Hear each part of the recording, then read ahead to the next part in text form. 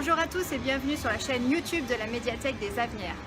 Je me trouve aujourd'hui à Chambéry où je vais faire un petit tour en librairie.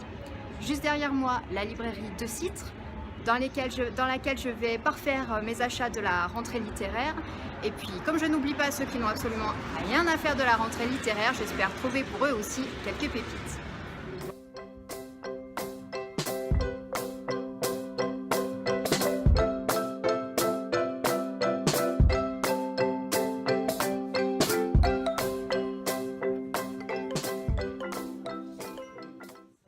Il y a beaucoup de choses, c'est vraiment super dur de faire son choix.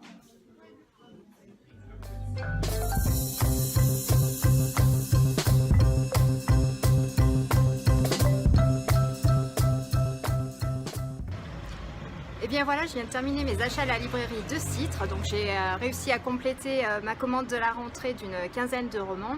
Donc je ne vais pas vous en parler là ici devant la librairie parce que c'est assez bruyant et puis on sera un peu mieux à la médiathèque, donc allez, en avant, on voit ça tout de suite.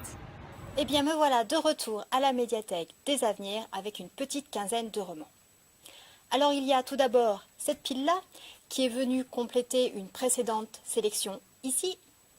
Mais je ne vous en parlerai pas aujourd'hui car ces romans font partie de la rentrée littéraire et ils vous seront présentés en public le 7 octobre à la médiathèque par Chantal et moi-même. Petite page de pub.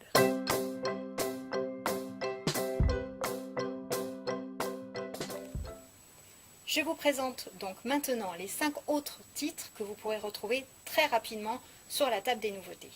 Le premier, il s'agit du deuxième roman de Jacques Miller qui s'appelle Candyland. Dans ce roman, l'auteur nous situe son intrigue en Pennsylvanie, dans un trou paumé, coincé entre une ancienne ville minière surpolluée et les montagnes des Appalaches. Là, elle met en scène son personnage principal, Sadie, qui est mère de famille, et la vie de Sadie va être brutalement bousculée par la mort de son fils, qui a été assassiné par sa petite amie Allison. Parallèlement, Sadie va faire la connaissance de Danny, avec qui elle va commencer à tisser des liens d'amitié. Mais, cruauté du destin oblige, Danny n'est autre que le père de Allison.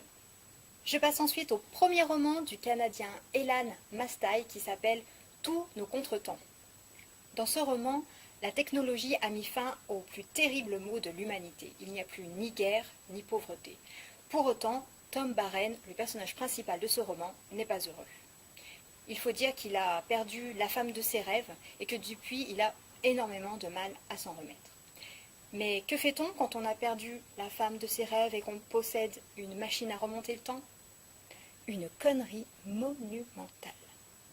Tom est désormais piégé dans un monde terrifiant, qui n'est autre que notre propre monde, celui dans lequel on vit aujourd'hui.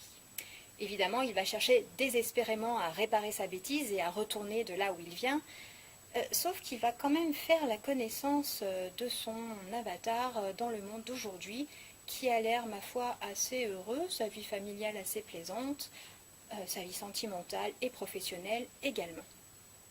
Alors, gros dilemme, que va-t-il faire? Est-ce qu'il préfère retourner dans le passé où il vivait une vie plutôt parfaite mais assez solitaire, ou préfère-t-il rester dans le chaos mais avec la femme de ses rêves?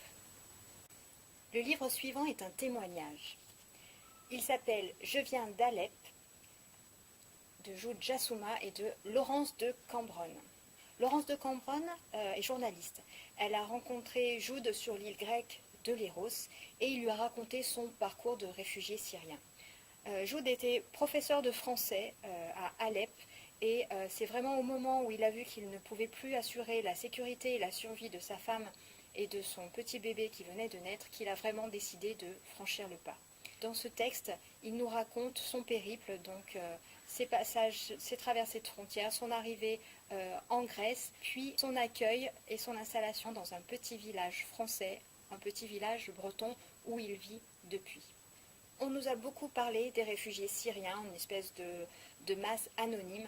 Là, grâce à ce témoignage, on arrive à mettre un visage et une destinée humaine particulière sur ce que peuvent vivre les réfugiés. Je poursuis avec un roman de science-fiction qui s'appelle « Espérer le soleil » de Nelly Chadour, qui est une jeune auteure nantaise. Ce roman m'a été présenté comme un roman post-apocalyptique uchronique dans le jargon de la science-fiction. Nous sommes à Londres en 1951. Des bombes atomiques jetées pendant la Seconde Guerre mondiale ont plongé Londres dans la nuit et l'hiver éternel. Mais quand des enfants sont enlevés par une étrange entité aux yeux incandescents, des tensions éclatent dans la population qui n'ont vraiment qu'un rêve, c'est de pouvoir retrouver et de revoir une dernière fois le soleil.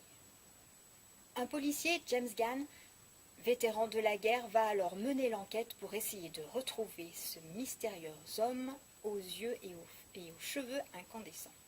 Et on termine par un roman comédie comme vous les aimez. Il s'agit du deuxième roman d'Aurélie Vallogne, Nos adorables belles-filles. Il s'agit d'une comédie familiale dans laquelle on retrouve un père qui est assez égocentrique et tyrannique, une mère qui est en vraie rébellion après 40 ans de mariage, leurs 3 garçons. Alors il y a Mathieu qui est l'éternel ado, il y a Nicolas qui est chef cuisinier et il y a Alexandre qui lui est plutôt rêveur et mou du genou. Et comme si cela ne suffisait pas, on va venir rajouter à tout ça 3 belles filles au caractère bien trempé. Alors on a, dans l'ordre, Stéphanie qui est la mère surprotectrice, il y a Laura, la végétarienne culpabilisatrice, et Jeanne, la féministe dérangeante. Voilà, tout ce beau monde nous promet une franche partie de rigolade, surtout que je suis sûre que nombre d'entre vous pourront se retrouver dans l'un ou l'autre personnage. Et bien voilà, cette vidéo est finie pour aujourd'hui. Donc ces 5 romans, vous pouvez les retrouver d'ores et déjà sur le catalogue en ligne à l'adresse bibacv.opac3d.fr.